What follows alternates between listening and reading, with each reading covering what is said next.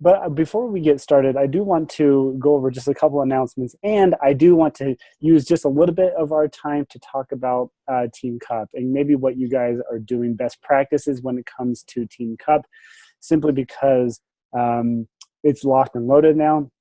Teams are set. Stage 1 is over, and it is incredibly important that we just don't leave it at that and hope that the Team Cup teams that you have influence over kind of just flounder in hopes that they make it a successful month. So quickly, maybe let's just go over, I don't know, Lindsay, if you're able to chat or not. If you are, let's have you jump in on this. But maybe Tracy, we'll start with you.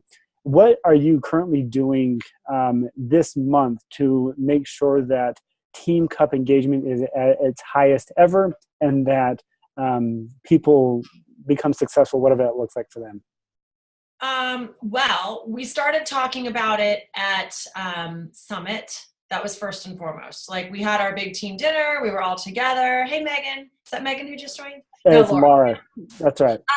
So we talked about it at our big team dinner, and that was such a good opportunity to roll it out at Summit, because we had a face-to-face team meeting about the importance of Team Cup and how it's really not about the summer. It's about propelling us and getting us ready for fall.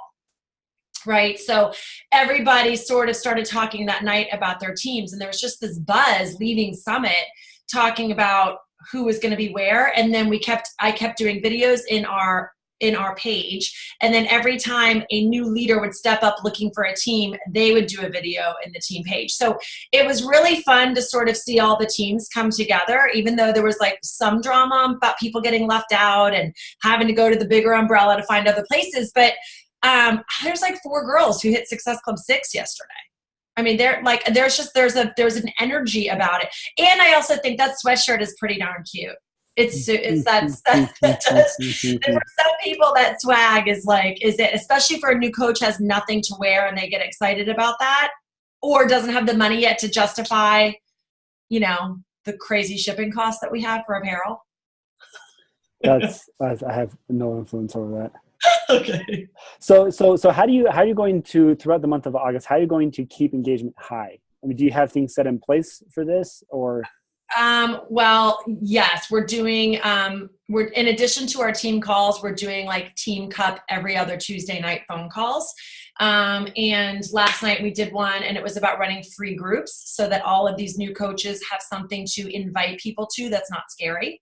And so all of us older coaches who've done a ton of free groups before, we have a Google Drive, and we keep the content in the Google Drive. There's a folder for free groups. And that way a brand new coach can go in and pick what they want to do and either partner with another brand new coach, or maybe they want to do it with the senior coach. But I have three girls on my Team Cup. We're doing a free group together that starts on Monday. And I'm 10 invites a day to the free group. Here's the verbiage I use. Come up with your own verbiage.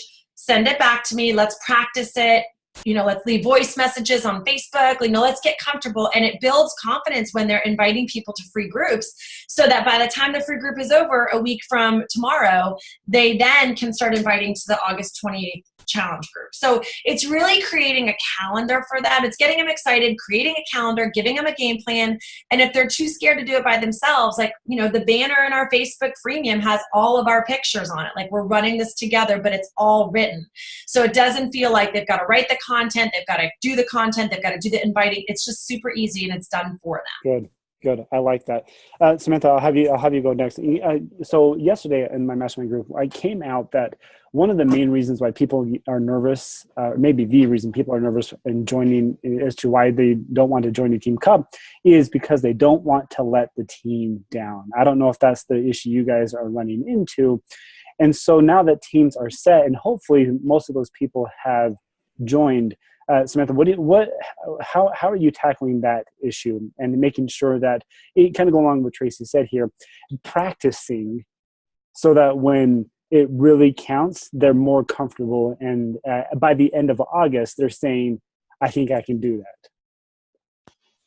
that. So one thing that I did with my personal team is, in past Team Cups, I've had teams that wanted to be the number one team and get flown out to Florida, to California, and win the trip Then I've had teams where when I specifically chose newer coaches, they had that same mentality. And when I even posted about the team cup, lots of people, because I said openly, like, if you're too afraid to let people down, because that's the number one thing I hear too, comment below. And I did a whole live video on it. So to get people signed up, I did a live video just in my team page of reasons that you shouldn't be afraid that you'll let people down. So that triggered a lot of them to sign up. And then now that we are signed up on my team, and what I'm teaching the other leaders on my team to do is to set a team goal, but also individual goals. So like, and I openly told my team, my goal is Success Club 20, but that doesn't need to be your goal. So, and I didn't tell any, sometimes I'm like, let's each hit Success Club 5. But this time I just opened up the door and said, like, what do you want to achieve? And all of them said Success Club 6. I did challenge them to hit Success Club 10, because if they miss it, they'll hopefully land among the stars and hit Success Club. But I gave them the opportunity to just like do whatever they wanted to do, whatever they felt that they could do, and still feel like they're part of a team and contributing to it. Yeah. Yeah, that's important. I like that. That fear, I think, exists, and hopefully, like I said, this gives you training. This is training grounds. And what I love about Team Cup is we may have our larger team, but we now have this team of 5, and hopefully, the leaders, they understand they have this team of 5 where it's maybe not as scary. And going off of what Teresa said earlier as well, maybe posting, here's the invites that I'm sending, here's the content that I'm using, not necessarily copy paste, but this should hopefully give you ideas as to how the majority of us tackle issues like that. Laura, any thoughts and comments as far as what Team Cup, how you're going to tackle it this month so that it is a successful month for you? Cup is always like my Achilles heel.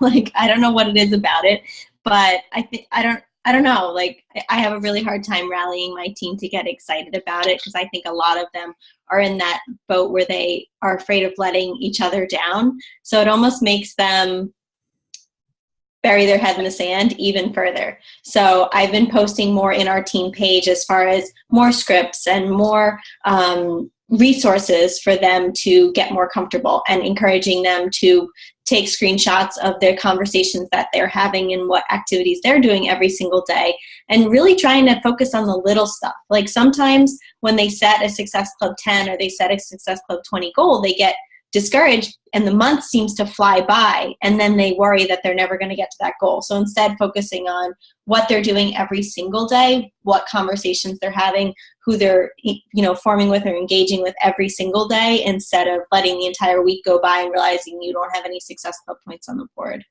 Yeah, I think that's good. Also, as you were talking, one thing that I was having a conversation earlier with a coach, and she brought up something that I really liked. She said, maybe instead, we realize Team Cup is about points at the end of the day, but she said, one thing that we actually focus on more than points is our feelings, the nervousness, if we were to almost look back, if we were to pretend that today is August 31st, and we say, if we were to look back on the month, how have you grown as a leader? How have you grown as an individual? Whereas you were maybe uncomfortable in a certain area, how are you comfortable now? How have you grown? That to me seems more important, and I think worthwhile as what Team Cup can bring to the table, more than did we all hit SC whatever number we said we would. Yes, that's what hopefully all of these things will lead to our SC points, but this is a growth opportunity, not necessarily a spike. Spikes and growth are two different things. Spikes are a blurb, like it's also Team Cup month, but then I go back into my hole. Whereas hopefully Team Cup gives you that platform to grow like you never had before. Like I said, it's that you may have butterflies, you may have that uncomfortableness, but I love the idea of addressing the elephant in the room with your team, saying, I'm nervous that I'm going to let you guys down, and have everybody else be like, that's exactly how I feel. Address it. So let's talk about, let's if we're all in that same zone, then I don't think any of us will let each other down. So let's openly talk and discuss, have that conversation of what fears do you have? And maybe somebody, as they're listening in, can say, oh, you know what? I actually have a script that I've used in the past that has helped me with that. It's that bonding. It's that neighbor helping neighbor type of thing that really is what I am looking at. If I were a leader of a Team Cup team, that's what I'm going after. So once again, it's August 31st. If I were to look on the back of the month, how did I grow? How did we grow as a 5-person team? Lindsay, let's quickly get, I know you're kind of here and there. So any thoughts, additional thoughts on Team Cup? Okay, I just hit on mute. Sorry, I have a baby gremlin today. No, I think that's all good stuff. My people like just dragged their feet, or they were all in. They were like one or the other. They like did it without me even doing anything, or the other people I was chasing down on the 31st and chasing down on the 1st to finally get them actually signed up. So I feel good. I don't know that we're really doing anything except paying attention to the posts that Chris has been doing and the ones that Carl have been doing. And so I've just been using that as my prompts and letting my other leaders know that's what I'm doing. So, yesterday asked them all to go live, which I need to follow up and make sure they did. And I scanned part of today's. I didn't read it. So kind of using those as our prompts and letting my leaders know that that's where I'm getting my inspiration from, so that it's just all duplicatable for everybody. Great. Okay, speaking of that, and then hopefully this will lead into our topic of conversation for today. I know one of the main things people have the issues is maybe not knowing how to expand their network. I think it was just today, if not yesterday, the training team launched in KU in the back office the whole entire training on expanding your network. I watched it yesterday for the first time. Phenomenal. The content, the PDFs, the slides, everything is there. And it's geared towards not necessarily high level, how do I expand my network, but for coaches who are brand new up to Emerald, even Diamond. What Kim Carver and the training team have done, they've talked to the top 40 coaches and have asked them all the same questions as far as what best practices do you use to expand your network. And they all said it. He compiled it and put together this training. I highly, highly recommend. In fact, I was hoping that it had gone live today. Kim's out of the office on a family vacation right now, and won't get back till next week. So it's not going to be formally introduced until he gets back, but it is available for you to use now. And in fact, where is it? You're asking the wrong guy. Is in the training? Because I'm under news and training. Yikes. And there's nothing on expand your network? You guys like to hide stuff. There's the UK expansion. Yeah, that's not it. Okay, I just got out of a meeting. It's not under like breaking news or anything. I left the meeting where they said we can start talking about it to come to this. And so I don't know if I know exactly where. Okay. But I'll message it to you guys. You're amping it up. I'm excited for it, but I can't find it. It's such a good things that I learned that I did not know. And he's specific to social media on how to expand your network. Oh, I think I found it. Do you want to share the link? If you go to training and then training library, so news and training library, and that's where if you keep scrolling down, it says expand your network. It says attracting people to your business will be from sharing what makes you interesting, and then there's a PDF, and there's a social media best practice, and there's a network video. Right where we put it.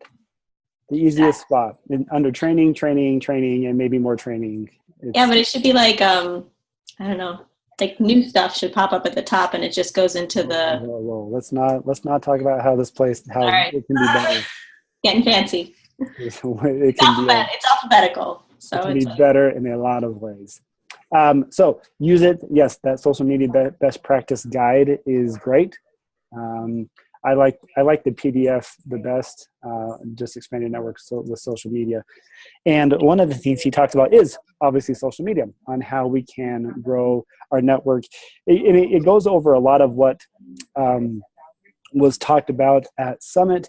The thing that impacted me the most, and maybe this is how we'll kick off the conversation here, is how and what to post for somebody who's brand new.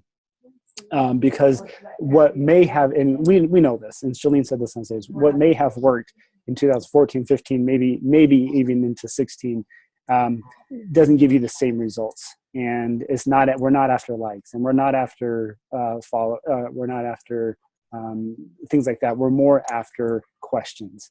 We're more after curiosity. We're more after piquing interest. And so instead of just telling our coaches, well, post 3 to 5 times a day, yes, okay, that may get you more on people's feeds. But if they could just continue to scroll, then who cares whose feed you're on? It comes down to what's going to make them stop, and are you talking to the right audience? And so through this training that Kim does, he has you identify your avatar, simply meaning the ideal person you want to attract. And, having you ask yourself certain questions to make sure that, is this post not only attacking one of the 5 things that I am a mom of kids, I am a swim coach, and I whatever it may be. Make sure it tackles one of those 5 things, but it also has action items that gets them to do things, whether it is respond. Shalene, I think, used the lipstick example on stage of this. I love this lipstick. It never comes off unless I forcibly take it off. It lasts for 8 hours and then stop there.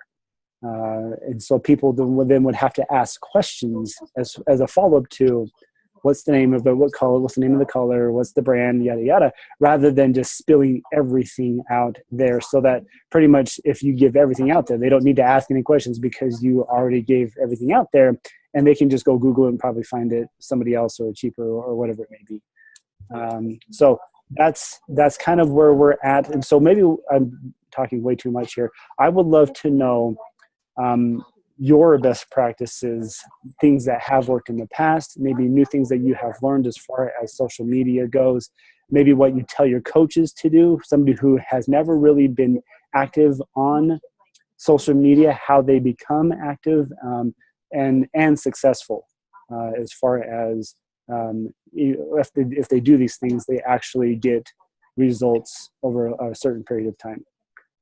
So maybe I'll leave it there. Anybody want to chime in with maybe new things that they have learned or things that have worked in the past regarding best practices in social media?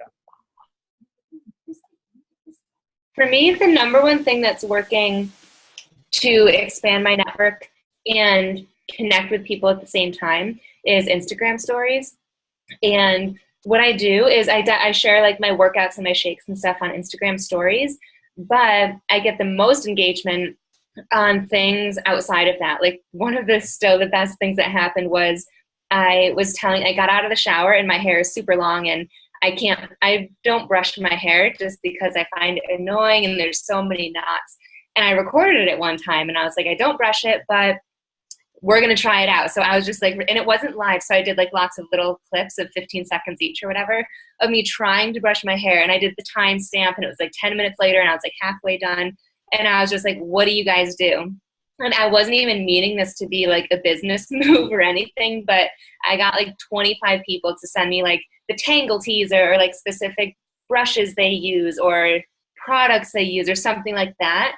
And so those are the types of things that has grown my network a lot because they message me, they comment, that starts the conversation. And then I say like, oh my gosh, I'll totally look into it on Amazon. By the way, I see that your kid is so cute, or you live in California, or I love your hat, and then end with a question like, where is it from? Or are you visiting, or do you live there? Anything like that.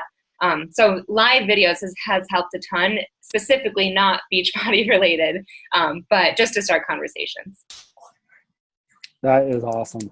In fact, you reminded me yesterday, I watched Shalene Johnson went live at 5 p.m. my time, so 7 p.m. your time, about this kind of the same thing, and she is a huge fan, and I feel like we tap into it as well. She is more of a fan of Snapchat, and then second place is Instagram stories. She said that piques people's curiosity. That's what people will watch a story. If your story better like that, then they will just read a post. And so, have you guys experimented, not maybe into Snapchat, but maybe Instagram stories as well? And how have you seen a bump and increase in viewership? Anybody tried to tackle that, Tracy? So I was doing both Snapchat and Instagram stories from probably like January till April, which is exhausting, right? You're putting the same material out there to both places because there's two different audiences. And Shalene's son actually did a really good Snapchat, he was a guest for Janelle's her team call. So like I really feel like I researched both, and I've been on Snapchat for about a year. I use like the Snapchat ghost codes to try to build a following. So I was working hard at both of them, and for me I ended up like breaking up with Snapchat because one of them had to go. Like it got to the point I felt like my 4 kids were constantly seeing me like making stories on my phone, and I don't want that. And like one had to be better than the other. So I think that there's great functionality on both, but like for me, I was able to reach more people faster with Instagram stories. And maybe that's my demographic of 40-year-old moms. They're just not on Snapchat.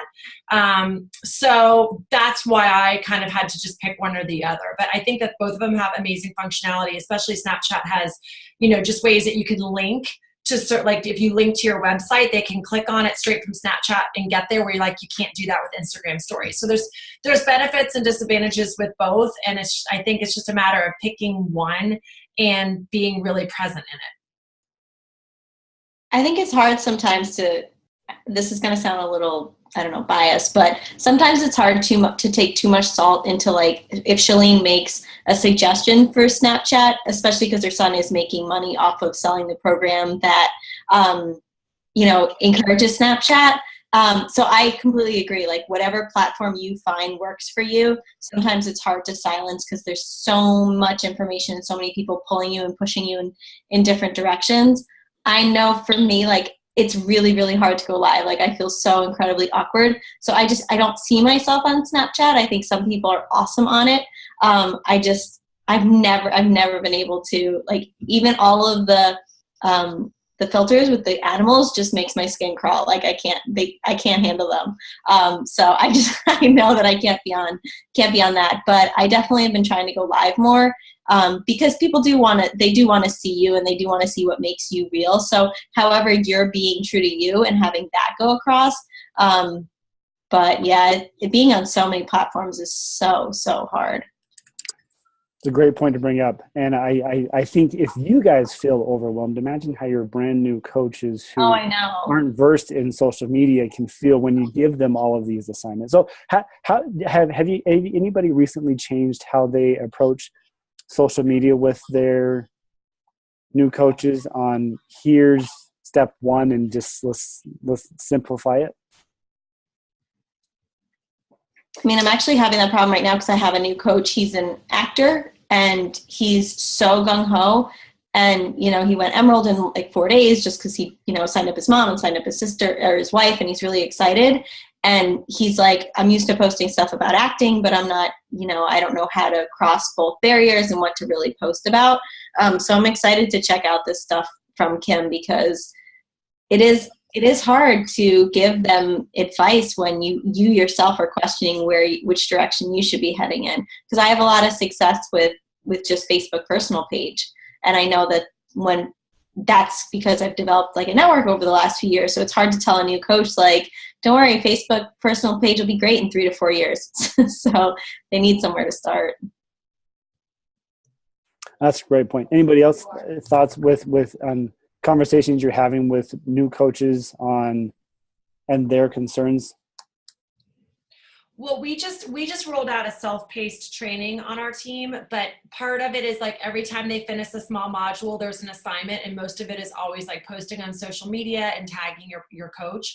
And we start off with like the curiosity marketing. So we're seeing a lot of like, like she might have her Shakeology cup, but she like puts a heart over Shakeology so that you can't see that it's Shakeology, and she's just talking about the fact that she's got a vitamin in something that she's drinking. Because I was tagged last night on a rant about MLMs, and like the woman was being very kind, where she was like, hey, Tracy Balderac does it right with social media.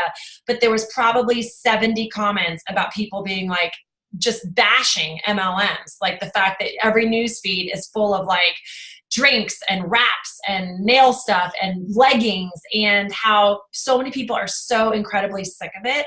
And I do get worried, but I can't say that it doesn't like bother me. Like there are some times like where I go to this dark place and I'm like, okay, like what's going to happen in a couple of years? Like how do people continue to grow if already people are getting sick of us on social media, and we're supposed to be expanding our teams by hundreds and hundreds of new coaches, and it's getting harder and harder for them to connect with people because it's sort of like the social media game is getting old for a lot of the viewers that would come on for like a brain dump. So I do get a little jammed up about it when I think too long and hard about it. So I just don't go there. Like, I hear you. It's that white noise. It is. Yeah, I don't talk about it much at all. Like I talk about, like I try not to mention the company. I try not to mention the workouts, and just share myself and my story and my life and my lifestyle. And then it really does all go on behind the scenes. Like all the ketones people do is just 20% off today, link in comments. And like, that is just going to get so old so fast. And it's funny because I'm feeling more old school, where I'm like, I might get PIO or Insanity certified, and like, to teach a class and start connecting more in person, because I feel like people are almost craving that too. And this new coach of mine, he's 43, and he's not really huge on social media, and having him, that's what he's craving, is more of that community involvement. So he has like 6 of his neighbor, he's doing more of a fit club. So I think reminding people that there are ways of connecting outside of just social media is important too. Yeah. And I think also, I don't know if you guys address this with your coaches, but sometimes they get too excited too fast, and they burn bridges with people that could have been a customer or a coach, but because they approached them wrong, to the point, you going back to what you guys are saying here about social media and the ugly white noise, the bad taste in the mouth about MLM that people have. And I think to tell you the truth, I think we all have that taste in our mouth about traditional MLMs of, that's not what we want to be part of. And so I think as we talk it out and tackle it with our new coaches, and give them, hopefully, this training or whatever it may be, they can better understand, okay, here's maybe who I'm talking to, and here's how I can add value to their lives. Because you got to think about you personally. What if you're scrolling? What are you going to stop, and what's going to add value to your life? Not just health and fitness, but to add value into your life, to the point where people can almost want to come back. That's the goal, is want to come back to see what's the latest, what's the, whether it be recipes or whether it be on something completely, cleaning tips. I mean, life hacks, things that are completely outside of who we are, but they build that value, build that trust. And so that when you do drop that curiosity hint, or you do pique their interest with something, they respond positively, rather than saying, hey, here's another post, I'm supposed to ask, what are you drinking? Honestly, I think it's a talent that maybe we don't address. We kind of just say, well, here, just do this. But there needs to be that understanding, learning process that we don't. I don't know if you guys do. I know I don't do with coaches in regards to that. Okay. Well, I was going to ask a question. I can't remember what it was. Additional things you guys have learned with social media over the years. Oh, I remember what I was going to say. One of the things that Kim talks about in his training is our hashtags and how to use them appropriately. I've never, maybe I haven't learned much. Maybe you guys already know this, but when it comes to hashtags, the idea is to create a list of 11 to 25 hashtags that represent you, and that aren't overly popular, but they fall within, and the numbers he gives, he says you want to use hashtags with more than 5,000 but less than 70,000. Have you guys ever? Jen Richardson hosted a really great Instagram training on Beachbody Champions where she talked about like her sweet spots, like around 100,000, I guess, is where she tries to live. So it's not like the $1 million ones. So like I'm in Delaware and I will do like Delaware beaches and Rehoboth and different things like that, that are more like my niche than just be like beach life or like beach hair and that kind of stuff that has like so many broad things, because then you'll get like people that aren't part of it.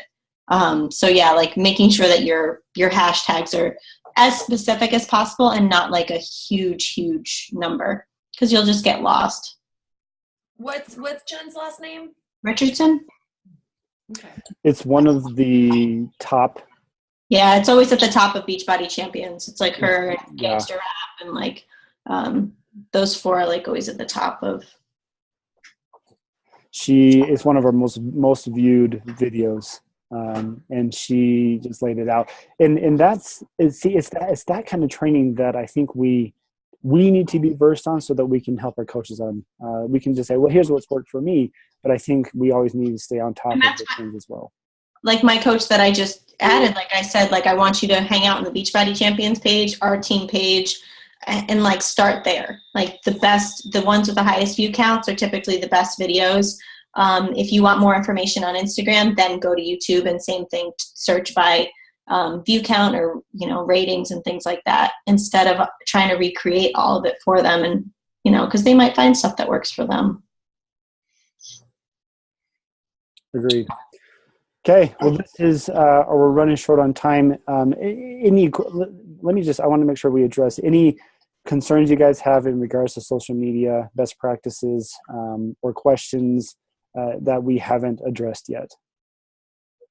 I just asked it in the chat, but for those of you that do Instagram stories and they have that swipe up, like, hey, if you want more information, swipe up. Like, how do you do that? Is that a business Instagram account?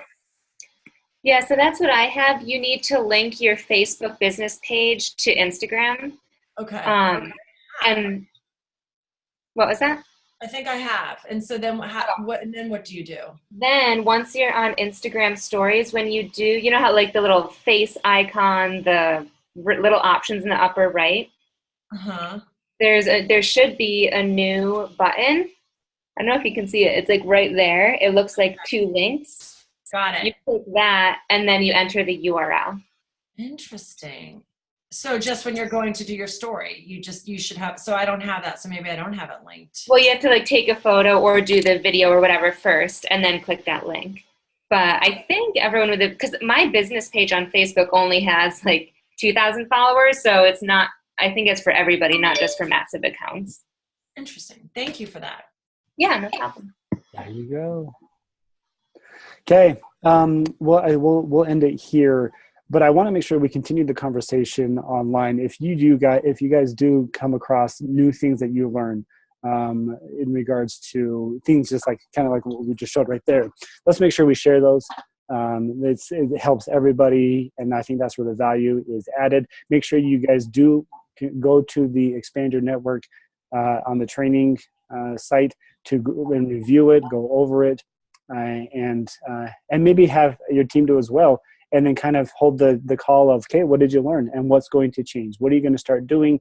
And maybe let's measure the effectiveness. Did you see the needle move within the X amount of period of time? I think those are the smart business practices to do. The best thing you guys can do is stay on top of social media best practices. Always stay ahead of the game, because if not, you'll fall into the trap of people unknowing what you're doing. They'll see where you're headed long before you even get to get to know them.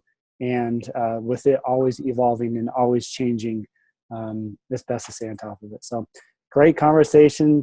This is wonderful, as my favorite group. That's recorded. And everybody is my favorite group, I mean. And then we will meet in 2 weeks from now. If you guys have any questions, make sure you jump on the page. Otherwise, we'll see you in a couple weeks. Thanks. Thanks, guys. Bye, guys. Thank you.